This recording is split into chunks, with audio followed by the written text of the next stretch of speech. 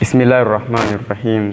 Leo tunapenda tuishi katika hadithi ya Mtume Muhammad sallallahu alayhi wa alihi wasallam, ambao asema Mtume qala Allahu azza wa jalla, sema Mwenyezi Mungu mtukufu, ma taqarraba ilayya almutaqarribuna bimithli adai ma faradtuhu alayhim, hawakupata kujikurubisha kwangu wale wenye kujikurubisha kwa kufanya mfano, kwa kutekeleza yale ambao nimewafaradhishia wao.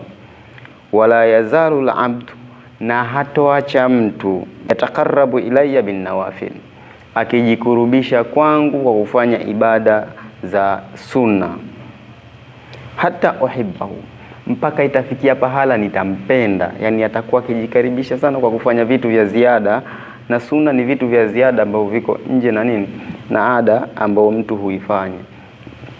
Fa idha ahbabtuhu, nikishampenda sasa huyo mtu, kuntu sam'ahu alladhi yasma'u bihi, na kuwa sasa mimi ni masikio yake ambayo ni anatumia yeye kusikia. Lakini pia wa basarahu alladhi yubsiru bihi, lakini pia nakuwa ndio macho yake ambayo yeye hutumia kuona. Walisanahu alladhi yantiqu bihi, na ndio nitakuwa ulimi wake ambao yeye anatumia kutamka. Wa yadahu alladhi yabtishu biha, lakini pia ndio nitakuwa ni mkono wake ambao yeye anatumia kukamatia mkono huo.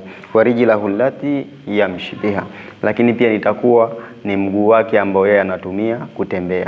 Hapa si kwamba Mungu atakuwa ndo mguu wako au Mungu atakuwa ndo mkono wako, la, bali Mwenyezi Mungu kwa kule kukupenda atafikia pahala atakustiri katika mambo ambayo uwe huwezi kuasi Mwenyezi Mungu. Hutotumia macho yako kumuasi Mungu, hutotumia mikono yako kumuasi Mungu, hutotumia miguu na wala hutotumia kiungo chochote kile kumuasi Mwenyezi Mungu, kwa sababu vyote Mwenyezi Mungu ameviweka katika stara ya kwake yeye. Na ndiyo maana halisi ya hadithi hii. Cha kufanya ni kwamba tuishi katika mafundisho ya kuhakikisha unatekeleza ibada za sunna, ikiwemo kufunga Jumatatu na Alhamisi, lakini pia ikiwemo kupata ibada za sunna za kuamka alfajiri, usiku ukiswali sunna, ukiswali tahajjud na mengineyo, mpaka Mwenyezi Mungu Subhanahu wa Ta'ala atakupenda, na baada ya hapo atakupa maneno mazito kama ilivyokuwa ada yake Mwenyezi Mungu Subhanahu wa Ta'ala. Asanteni, salamu.